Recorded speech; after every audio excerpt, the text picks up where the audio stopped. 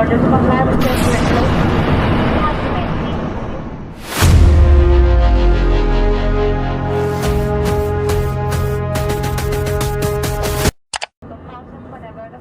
Captain Sumeet സബ്രവാളും first officer Clive കുണ്ടറും air India Boeing 7878 dreamliner എന്ന ഫ്ലൈറ്റിൻ്റെ യാത്രയുടെ തിരക്കിലാണ്.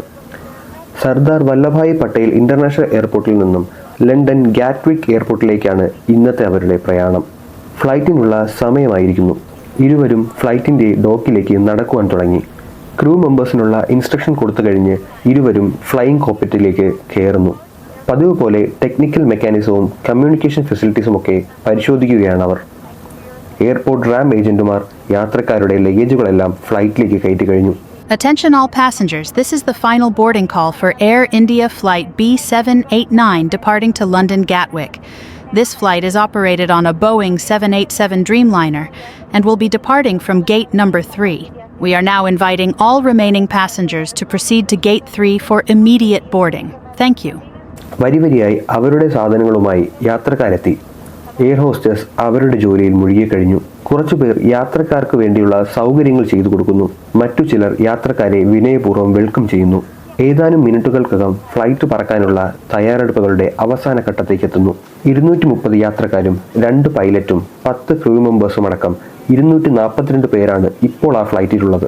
169 ഇന്ത്യക്കാരും 53 ബ്രിട്ടീഷുകാരും 7 പോർച്ചുഗീസും 1 കനേഡിയനുമാണ് യാത്രക്കാർ. പലരും വളരെയധികം സന്തോഷത്തിലാണുള്ളത്. ഗുജറാത്തിലെ മുൻ CM ആയിരുന്ന വിജയ് റൂപാണിയും യാത്രയിൽ അവരോടൊപ്പം ചേർന്നു. റൺവേയിലേക്ക് കയറാനുള്ള പെർമിഷന് വേണ്ടി പൈലറ്റ്സ് എയർ ട്രാഫിക് കൺട്രോളുമായി ബന്ധപ്പെട്ടു. ഏതാനും സെക്കൻഡിനുള്ളിൽ എയർ ട്രാഫിക് കൺട്രോളിൽ നിന്നും അനുമതി ലഭിച്ചുകൊണ്ടുള്ള നിർദ്ദേശം വന്നു. കൃത്യം 1:30 വിമാനത്തിൻ്റെ ചക്രങ്ങൾ റൺവേ ലക്ഷ്യമാക്കി ചലിക്കാൻ തുടങ്ങി. എയർ ഹോസ്റ്റസുമാർ പതിവ് പോലെ യാത്രക്കാർക്കുള്ള സുരക്ഷാ ക്രമീകരണത്തെ പറ്റിയുള്ള നിർദ്ദേശങ്ങൾ നൽകി തുടങ്ങി. എന്നാൽ യാത്രക്കാർ അതിനോടകം തന്നെ അവരവരുടെ ലോകത്തിലേക്ക് മുഴുകിക്കഴിഞ്ഞു. അന്നേ ദിവസത്തെ ആദ്യ യാത്രയ്ക്കായി വിമാനം റൺവേയുടെ സ്റ്റാർട്ടിംഗ് പോയിന്റിൽ എത്തിക്കഴിഞ്ഞു. ട്രാഫിക് കൺട്രോളിൽ നിന്നും ടേക്ക് ഓഫിനുള്ള നിർദ്ദേശത്തിനായി air India Boeing 787 dreamliner കാത്തുനിന്നു. ഹോസ്റ്റലിലെ ഉച്ചഭക്ഷണത്തിനുള്ള സമയമായിരുന്നു അത്. എല്ലാവരും പഠനത്തെക്കുറിച്ച് ചർച്ച ചെയ്യുന്നതും കലാലയത്തിലെ കുഞ്ഞു കുഞ്ഞു തമാശകൾ പറഞ്ഞും ഭക്ഷണം കഴിച്ചും സമയം ചിലവഴിക്കുന്ന സ്ഥലമായിരുന്നു അവിടം. ഹോസ്റ്റലിലെ കുട്ടികളെ കാണാനെത്തുന്ന അതിഥികളും അവരുടെ ബന്ധുക്കളുമൊക്കെ അവിടെയാണ് സമയം ചിലവഴിക്കാറ്. അങ്ങനെ എന്നത്തെ പോലെയും അന്നത്തെ ദിവസവും ക്യാൻറ്റീനിലെ ഒച്ചപ്പാടും ബഹളവും ആ മുറിയെ ഉണർത്തിക്കഴിഞ്ഞു. അതേസമയം 2 കിലോമീറ്റർ ദൂരത്തിനപ്പുറം എയർ ട്രാഫിക് കൺട്രോളിൽ നിന്നും ടേക്ക് ഓഫിനുള്ള അനുമതി ലഭിച്ച എയർ ഇന്ത്യ ബോയിങ് 787 റൺവേയുടെ നടുവിലൂടെ അതിവേഗത്തിൽ നീങ്ങാൻ തുടങ്ങി. സമയം ഇപ്പോൾ 1:38. 170 നോട്ട്സ്, അതായത് 300 km/h വേഗതയിലാണ് ബോയിങ് 787 തൻ്റെ ചിറകുകൾ ഉയർത്തി പറന്നുയർന്നു. അതിനോടൊപ്പം 100 കണക്കിന് സ്വപ്നങ്ങളുമേന്തിയ 230 യാത്രക്കാരും. പൈലറ്റ് തൻ്റെ വിമാനത്തെ ആകാശത്തിലേക്ക് ഉയർത്തുന്നു. എന്നാൽ പെട്ടെന്നാണ് അദ്ദേഹം ആ ശബ്ദം കേൾക്കുന്നത്. ആ ശബ്ദത്തിന് പിന്നാലെ വിമാനം നല്ല രീതിയിൽ തന്നെ വിറയ്ക്കാൻ തുടങ്ങി. 191 മീറ്റർ ഉയരത്തിലെത്തിയപ്പോൾ തന്നെ കൊണ്ട് ഫ്ലൈറ്റിനെ ഉയർത്താൻ സാധിക്കുന്നില്ല. കൂടെയുണ്ടായിരുന്ന ഫസ്റ്റ് ഓഫീസർ എയർ കമാൻഡിലെ മെയ്ഡേ കോൾ ചെയ്തു. എയർ ട്രാഫിക് കൺട്രോൾ, വിമാനത്തിന് എന്തോ തകരാർ സംഭവിച്ചിരിക്കുന്നു. വിമാനം മുകളിലേക്ക് ഉയർത്താൻ സാധിക്കുന്നില്ല. എയർ ട്രാഫിക് കൺട്രോളിൽ നിന്നും തിരിച്ച് റെസ്പോണ്ട് ചെയ്തെങ്കിലും പിന്നെ ഒരു നിർദ്ദേശം അവർക്ക് ലഭിച്ചില്ല. ഫ്ലൈറ്റ് റഡാർ 24ൻ്റെ സിഗ്നലിൽ നിന്നും air India Boeing 787 dream liner അപ്രത്യക്ഷമായി കഴിഞ്ഞിരിക്കുന്നു. എന്താണ് സംഭവിക്കുന്നതെന്ന് അപ്പോൾ അവർക്ക് മനസ്സിലാവുന്നുണ്ടായിരുന്നില്ല. പൈലറ്റ് വിമാനത്തിനെ നിയന്ത്രിക്കാൻ ശ്രമിച്ചുകൊണ്ടിരുന്നെങ്കിലും അതിനുള്ള സമയമോ ഉയരമോ ആ സമയം വിമാനത്തിനുണ്ടായിരുന്നില്ല. Byramjee Jeejeebhoy medical college and civil ഹോസ്പിറ്റലിലെ ഡോക്ടർമാരുടെയും വിദ്യാർത്ഥികളുടെയും താമസ സ്ഥലമായ കെട്ടിടത്തിലേക്ക് വിമാനം ഇടിച്ചിറങ്ങി. ഹൈലി ഫ്ലെയിമബിൾ ആയിട്ടുള്ള വിമാനത്തിൻ്റെ ഇന്ധന ടാങ്ക് പൊട്ടിത്തെറിച്ച് വിമാനത്തിലുണ്ടായിരുന്ന 241 പേർ തൽക്ഷണം മരണപ്പെടുന്നു.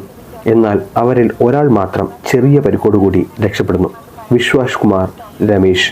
ഇതിനോടകം തന്നെ അദ്ദേഹം അപകടത്തിൽ നിന്നും രക്ഷപ്പെട്ട് നടന്നു പോകുന്ന വീഡിയോസ് സമൂഹ മാധ്യമങ്ങളിലും ന്യൂസ് ചാനലുകളിലും പ്രചരിച്ചു കഴിഞ്ഞു. പ്രാഥമിക ചികിത്സയ്ക്ക് ശേഷം രമേശ് മാധ്യമങ്ങളോട് സംസാരിച്ചു. ഞാനിപ്പോഴും രക്ഷപ്പെട്ടു എന്ന് എനിക്ക് വിശ്വസിക്കാൻ കഴിയുന്നില്ല. വിമാനത്തിൽ നിന്നും വലിയൊരു ഒച്ച കേട്ടിരുന്നു. മുകളിൽ ഉയരേണ്ട വിമാനം താഴേക്ക് വീഴുന്നത് വിൻഡോയിലൂടെ ഞാൻ കണ്ടു. ആ സമയം മറ്റു യാത്രക്കാരും വലിയ ആശങ്കയിലായിരുന്നു. എന്നാൽ ഞാൻ പെട്ടെന്ന് എൻ്റെ സീറ്റ് ബെൽറ്റ് അഴിച്ച് പുറത്തേക്ക് പോകാനുള്ള വഴി നോക്കി. അതിനോടകം തന്നെ വിമാനം നിലംപരിശായി കഴിഞ്ഞിരുന്നു. എക്സിറ്റ് ഡോറിൻ്റെ അടുത്തായിരുന്നു എൻ്റെ സീറ്റ് 11A. ഇടിയുടെ ആഘാതത്താൽ ഡോറ് ഭാഗികമായി തകർന്നിരുന്നു. കിട്ടിയ ചെറിയ ഗ്യാപ്പിലൂടെ ഞാൻ പുറത്തേക്ക് ചാടുകയായിരുന്നു. ഞാൻ പുറത്തു വന്നതിന് ശേഷമാണ് ഫ്ലൈറ്റ് പൊട്ടിത്തെറിച്ചത്. പിന്നെ ഒന്നും ചിന്തിക്കാതെ അവിടെ നിന്നും ഓടി മറയാനാണ് ഞാൻ നോക്കിയത്. ഹോസ്റ്റലിലെ 8 വിദ്യാർത്ഥികൾ മരണപ്പെട്ടതായി റിപ്പോർട്ട് വന്നു. മറ്റു ചിലർക്ക് നല്ല രീതിയിൽ തന്നെ പരിക്കുകളും സംഭവിച്ചിട്ടുണ്ട്. മരണപ്പെട്ടു എന്ന് കരുതപ്പെടുന്നവരുടെ മാതാപിതാക്കളുടെ DNA ശേഖരിച്ചു വരുന്നു. DNA വഴി മാത്രമേ ആരൊക്കെ മരണപ്പെട്ടു എന്ന് ഒഫീഷ്യലി സ്ഥിരീകരിക്കാൻ സാധിക്കൂ. ടാറ്റ ഗ്രൂപ്പിന്റെ കീഴിലാണ് എയർ ഇന്ത്യ വിമാനങ്ങൾ. മരണപ്പെട്ടവരുടെ കുടുംബത്തിന് 1 കോടി രൂപ നൽകാമെന്നും പരിക്കുപറ്റിയവരുടെ ഹോസ്പിറ്റൽ ചിലവും തകർന്ന ഹോസ്റ്റൽ പുതുതായി പണിതു കൊടുക്കാമെന്നും ടാറ്റ ഗ്രൂപ്പ് വാഗ്ദാനം ചെയ്തു. തികച്ചും ഔദ്യോഗികപരമായ അന്വേഷണം Indian air accident investigation bureau ആരംഭിച്ചു കഴിഞ്ഞു. തകർന്ന വിമാനത്തിൽ നിന്നും ബ്ലാക്ക് ബോക്സ് കണ്ടെത്തിയിട്ടുണ്ട്. ബ്ലാക്ക് ബോക്സ് പരിശോധിക്കുന്നതിലൂടെ കൂടുതൽ കാര്യങ്ങൾ മനസ്സിലാക്കാൻ സാധിക്കുമെന്നാണ് അധികൃതർ വ്യക്തമാക്കുന്നത്. അന്വേഷണവുമായി പൂർണ്ണ സഹകരണം നൽകാമെന്ന് എയർ ഇന്ത്യ അറിയിച്ചു കഴിഞ്ഞു. സർദാർ വല്ലഭായ് പട്ടേൽ ഇന്റർനാഷണൽ എയർപോർട്ട് ഇനിയൊരു അറിയിപ്പ് ഉണ്ടാകുന്നതുവരെ എല്ലാ പ്രവർത്തനങ്ങളും നിർത്തിവെച്ചു. വിമാനത്താവളത്തിലേക്ക് യാത്ര ചെയ്യുന്നതിന് മുമ്പായി യാത്രക്കാർ എയർലൈനുമായി ബന്ധപ്പെടണമെന്ന് അവർ അഭ്യർത്ഥിക്കുന്നു. ആരും പ്രതീക്ഷിക്കാത്ത ഒരു അപകടമാണ് ഇപ്പോൾ ഉണ്ടായത്. മരണപ്പെട്ടവർക്ക് അനുശോചനം അർപ്പിച്ചുകൊണ്ടും അപകട നിലയിലുള്ളവർക്ക് വേണ്ടി പ്രാർത്ഥിച്ചുകൊണ്ടും ഈ വീഡിയോ ഇവിടെ അവസാനിപ്പിക്കുന്നു.